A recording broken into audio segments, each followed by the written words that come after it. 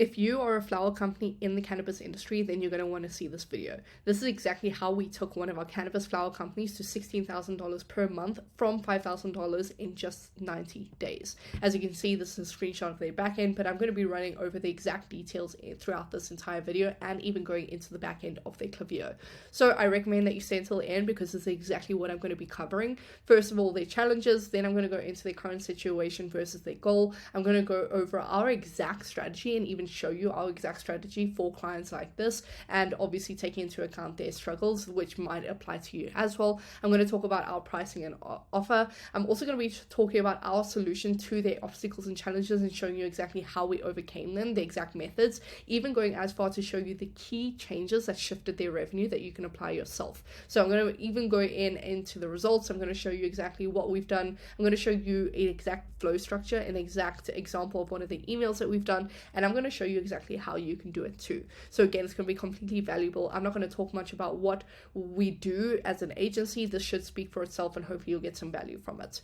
So these are the challenges and the situation that they were facing prior to us jumping on board. They were not making much money from email marketing at all. They had no money coming in from flows. Their metrics were just below average. If anything, it was below the benchmark in general. They had a general sending strategy instead of a targeted sending strategy. They had no campaign strategy at all, to be honest, and they had terrible designs for both their flows and their campaigns. Then above and beyond that, they were not getting enough return spending or customers in general, and above and beyond that, which is a trap within the industry itself, is they had a heavy reliance on discounts and releases. So with that being said, what we went ahead and did is we put in our solutions and our approach, which I'm going to show you in detail.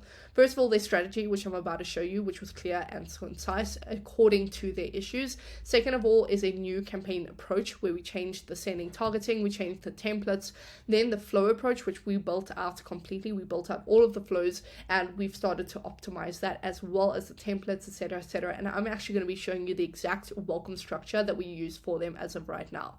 Then I'm going to be showing you the targeting and segmentation that we started doing for them, how we tested offers, targeting new versus old customers, upselling, and the segments that we built out for them.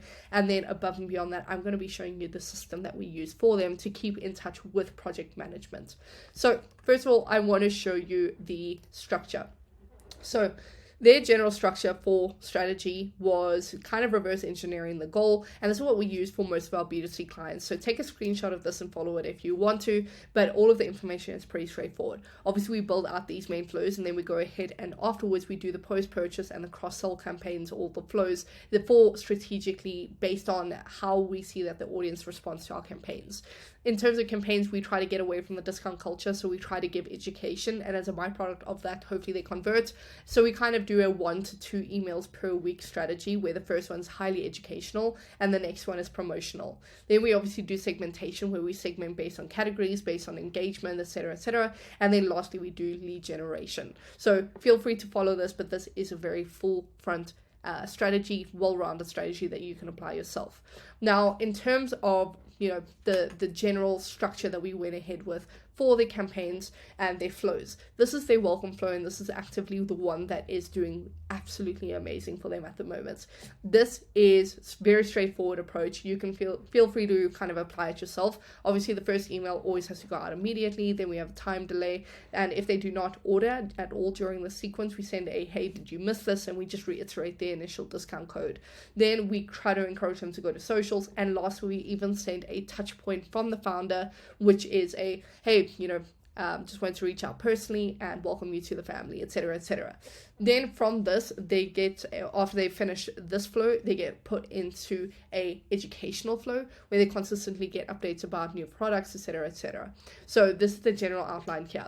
Now, this is what one of the campaigns used to look like before we got started with them. This is the entire campaign, very simple. There wasn't too many conversions in this, and it is just a simple image, not much recommendation, etc., etc. What we went ahead and did was change the overall layout of the entire email. So this is an example of one of them, kind of getting touchy or catchy subject lines, and we even go ahead and recommend products. We have high quality visuals, we have high quality suggestions, and it's just a clean layout. This was one of the longer form ones that we did. Then in terms of a shorter form one of the more fun ones that we did, this is an example where we kind of used the new Miley Cyrus song as an idea for their flowers campaign. So we go ahead and we actually break them down into infographics, and then we go ahead, suggest the product categories, and then this is the finalization of the emails. So very, very, very clean design. Then in terms of, what and whether this has actually been effective for them, it can kind of speaks for themselves. So the results then are now 2022, we were getting $5,800 for them, or they were getting $5,800 for themselves. As of this year, in the same month, so this is meant to say April, not May, we got $16,857. So I'm going to go ahead and show those results for you so you can see that live here, and I'm going to go ahead and even refresh the page, but you can see this is from April until the end of April. So April 1st until April 30th, you can see a 187% increase from last year, where we've jumped them up from $5,000 to $16,000, with 30% of that being attributed towards the flows. So very, very clear, straightforward, and you can see how successful some of their campaigns were. Of course, this is over 420, so it should give you a good idea of what we are able to do for a company like this. Even with lower ticket products, we still somehow managed to accelerate that with the methods that I spoke about.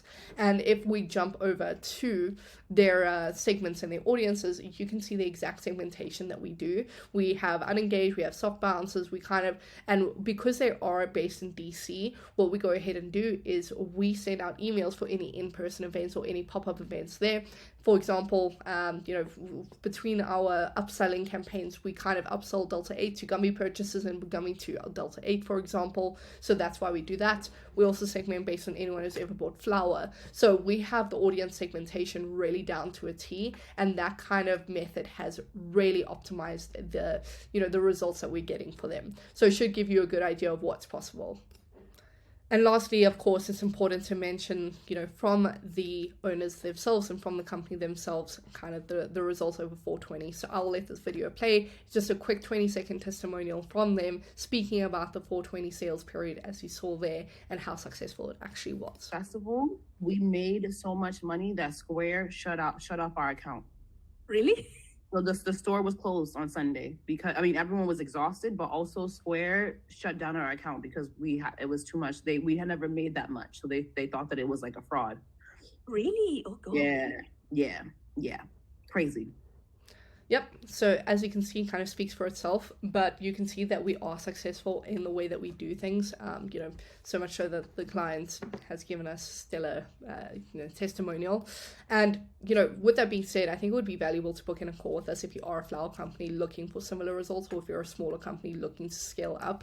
Obviously, the call is going to be intentional. So first of all, book in the call if you want to scale your revenue, or if you're stagnating, or if you have similar problems, or lastly, if you want solutions and growth. So it applies to pretty much anyone, but it will be a conversation from one business owner to another, where we'll figure out whether your current solutions are even a fit for what we can actually do, because, we want to help you scale. We want to take you to the sky the same way that we did with this company, but it depends on your current situation and whether we do feel like we are a fit.